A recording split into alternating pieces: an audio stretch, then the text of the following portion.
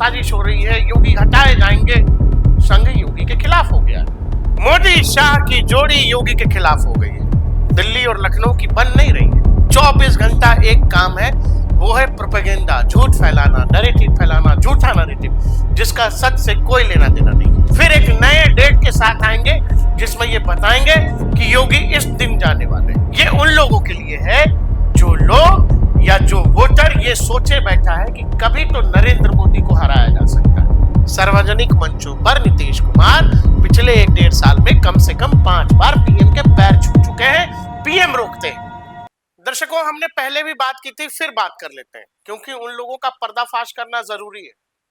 नहीं करिएगा तो इस तरह के लोग लगातार ऐसे ही बकवास करते रहते हैं।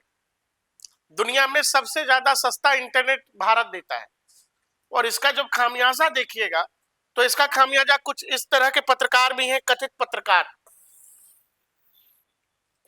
जो दिन रात कुछ भी बोलते हैं, कुछ भी कहते हैं, जिसका कोई और छोर नहीं है, कोई प्रमाण देने की आवश्यकता नहीं है। जो बोल दिया कुछ भी बकवास, जो मन में आ गया वो बता दिया। योगी जा रहे हैं, योगी चले जाएंगे, योगी के खिलाफ साजिश हो रही है, योगी हटाए जाएंगे, संघ योगी के खिलाफ हो गया। मोदी शाह की जोड़ी योगी के खिलाफ हो गई है। दिल्ली और लखनऊ की बन नहीं रही है। आप अगर इन बातों पर ध्यान देंगे तो आपको यह याद आएगा, 2024 के लोकसभा चुनाव के बाद इस तरह की बात शुरू हुई, और अब भी कुछ लोग हैं जो गाहे बगाहे इवन तारीख भी दे देते हैं। तो 30 मार्च की तारीख कुछ लोगों ने दी थी। 30 मार्च से पहले योगी हटा दिए जाएंगे। 30 मार्च से पहले बड़ा ऐलान संभव, योगी पर गद्दी छोड़ने का दबाव बढ़ा। इस तरह के परजीवी हैं जो खुद को पत्रकार कहते हैं। 24 घंटा एक काम है, वो है प्रोपेगेंडा, झूठ फैलाना, नैरेटिव फैलाना, झूठा नैरेटिव जिसका सच से कोई लेना देना नहीं। प्रधानमंत्री नरेंद्र मोदी नागपुर गए। नागपुर क्यों गए? आपको क्या लगता है क्यों गए होंगे? सबको पता है प्रधानमंत्री का बैकग्राउंड संघ का रहा है, आरएसएस का रहा है। आरएसएस में वो स्वयंसेवक की भूमिका से लेकर प्रचारक की भूमिका तक रहे हैं। बावजूद इसके वो प्रधानमंत्री जिनके दौर में पहला कार्यकाल याद करिए तो 282 सांसद जीत कर आए, दूसरा कार्यकाल याद करिए तो 303 सांसद जीत करके आए, तीसरे कार्यकाल में जो बीजेपी का नारा 400 पार था वो बीजेपी 240 पर अटक गई। लोगों ने कहा कि ये सरकार 5 साल चलेगी कि नहीं चलेगी, लेकिन 240 वाले प्रधानमंत्री नागपुर चले गए। इसका क्या लगता है, क्या मैसेज है? बताइए, कमेंट सेक्शन में बताइएगा। सीधा मैसेज है कि हाँ मैं संघी हूं, और इस बात से कोई फर्क नहीं पड़ता है मौजूदा सरकार और मौजूदा प्रधानमंत्री को कि सांसद 240 हैं कि 303 है। कहीं हम गठबंधन की सरकार में कोई मामला गड़बड़ तो नहीं हो जाएगा, नीतीश कुमार या चंद्रबाबू नायडू नाराज तो नहीं हो जाएंगे? कोई फर्क नहीं पड़ रहा इस बात से, और यही असल सच है राजनीति का। बात यह है कि नरेंद्र मोदी के मौजूदा सरकार जो है, जो तीसरे टर्म वाली सरकार है, मैंने पहले भी कहा फिर कह रहा हूं कि इसमें वो सारे फैसले होंगे जिन फैसलों के बारे में कई बार बात नहीं होती है। और वो लोग जो कहा करते थे मंदिर वहीं बनाएंगे लेकिन तारीख नहीं बताएंगे, बताओ तारीख। राम मंदिर देख लिया ना आपने, 370 को लेकर लोग सवाल पूछते थे कि 370 कब हटेगा। चुनावी राजनीति बहुत करते हैं आप लोग, बताइए 370 क्या हुआ? एक दिन मूड हुआ, कूड़े के पन्ने में लेके स्वाहा। ऐसे ऐसे बहुत सारे मामले हैं जो होने हैं और मौजूदा इसी सरकार में होगा।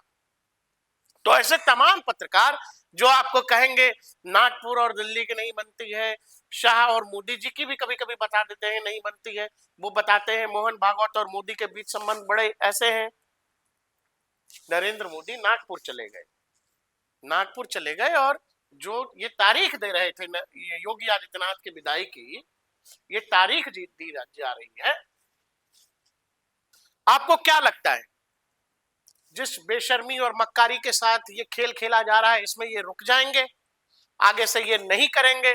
इनको लग जाएगा कि अरे हमारी खबर गलत हो गई या हमारी रिपोर्ट गलत हो गई? नहीं, ये फिर आपके सामने एक नई तारीख लाएंगे, फिर एक नए डेट के साथ आएंगे जिसमें ये बताएंगे कि योगी इस दिन जाने वाले।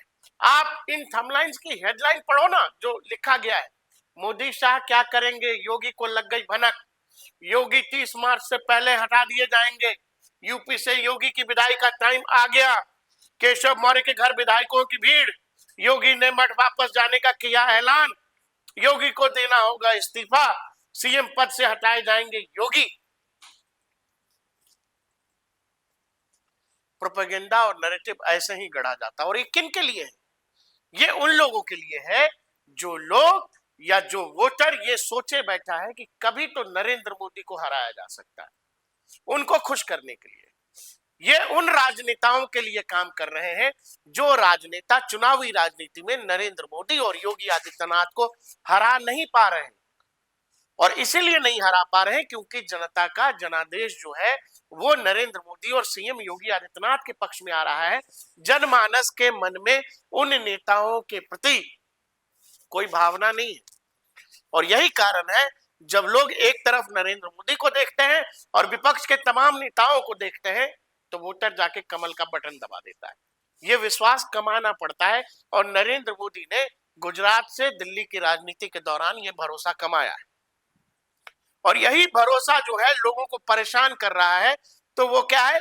छल प्रपंच, कैसे भी एन केन प्रकारे आप जिस खिलाड़ी को हरा नहीं पा रहे हो उसका कैरेक्टर एसेसिनेशन कर दो, उसके बारे में गलत गलत खबरें फैलाने लगो, गलत गलत अफवाहें फैलाने लगो।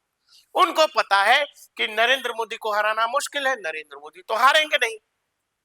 तो क्या है कि योगी आदित्यनाथ जिस व्यक्ति के लिए अब इस देश में ये चर्चा हो गया है, जो आम जनमानस की चर्चा का विषय हो गया है, चौक चौराहों पनवाड़ी की दुकान पर बरगद के पेड़ के नीचे जो पंचायत गांव में लगती है, उस पंचायत में ये बैठक में बात होने लगी है कि योगी को देश का प्रधानमंत्री होना चाहिए। होना कब चाहिए वो भी तय है, जो लोग कह रहे हैं नरेंद्र मोदी के बाद। मतलब जब तक देश में प्रधानमंत्री नरेंद्र मोदी है, पीएम की कुर्सी तो खाली नहीं है। लेकिन उनके जाने के बाद जो एक बड़ा वर्ग है तैयार हो गया है जो ये मानता है कि मोदी के बाद एक डिजर्विंग कैंडिडेट है जिसको पीएम की कुर्सी पर दिल्ली में होना चाहिए, वो है योगी आदित्यनाथ। और यही इन तरह के पत्रकारों, जो कथित पत्रकार हैं, इनका असल दर्द यही है। इनको ये पता है, ये जिनके लिए भी काम कर रहे हैं, इनको पता है कि वो अभी नरेंद्र मोदी को नहीं हरा पा रहे। और कल को अगर योगी आदित्यनाथ बैठ गए तो उनको उनके साथ भी वही खेल है। तो क्या है कि जो लड़ाई आप आमने सामने से नहीं लड़ पा रहे हो, आप ये चाहते हो कि पीछे से उस शानदार खिलाड़ी के खिलाफ कैसे भी उसको इंजर्ड कर दिया जाए, उसको घायल कर दिया जाए, उसको बदनाम कर दिया जाए, ताकि वो खिलाड़ी खेल से बाहर हो जाए। और यही सारा खेल है। आप बताइए कि आपको क्या लगता है, ये 30 मार्च के बाद की तारीख नहीं आएगी, अगली तारीख फिर आएगी जिसमें ये डंके की चोट पर अपना झूठ परोसेंगे और कहेंगे कि योगी को जाना होगा मठ, योगी देंगे इस्तीफा, फलाने नेता के घर जो है बड़ी बैठक हो रही है तो फलाने नेता के यहाँ जो विधायकों की भीड़ आ गई है तो विधायकों ने बिगुल फूंक दिया है। बिगुल फूकेंगे विधायक? अरे जो विधायक और सांसद किसी एक नेता के नाम पर, उसके बल पर चुनाव जीत करके आ रहे हैं, वो विधायक बिगुल फूकेंगे। 240 सांसद हैं बीजेपी के, आप उनमें से कुछ सांसदों का नाम अगर अलग हटा देंगे तो 200 से ज्यादा ऐसे होंगे जो केवल मोदी के नाम पर जीत के आए हैं, इसमें किसी काम वाम का कोई लेना देना नहीं है। और यही बात उत्तर प्रदेश में विधानसभा की राजनीति में है। जितने भी विधायक हैं आप उनमें देख लीजिएगा, वो योगी आदित्यनाथ और उनके काम पर जीत के आए। कुछ ऐसे विधायक होंगे जो अपने नाम, अपने प्रभाव, अपने काम की वजह से आए होंगे, बाकी सब योगी या मोदी के नाम पर चुन करके आए हैं। और ऐसे लोग विरोध करेंगे या विद्रोह करेंगे, लेकिन ये नैरेटिव, ये झूठा खेल चलता रहेगा। 2027 के विधानसभा उत्तर प्रदेश के चुनावों तक चलता रहेगा। और मोदी के खिलाफ भी रह रहकर, प्रधानमंत्री के खिलाफ भी ऐसी चीजें लोग करते रहेंगे जिसमें वो आपको बताएंगे नीतीश जा रहे हैं, तो कभी नायडू जा रहे हैं, तो अभी सरकार गई, अभी सरकार चली गई। नीतीश कुमार प्रधानमंत्री के पैर छूते हैं।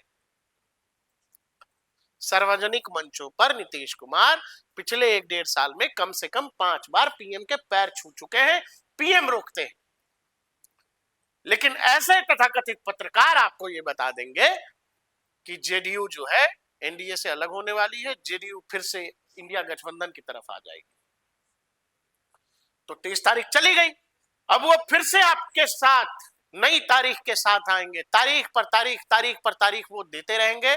लेकिन सच ये है कि इनकी इन तारीखों का, इनके इन खबर का, इनकी इन कथित रिपोर्ट्स का कहीं कोई आधार नहीं है, कहीं कोई सच्चा वजूद नहीं है।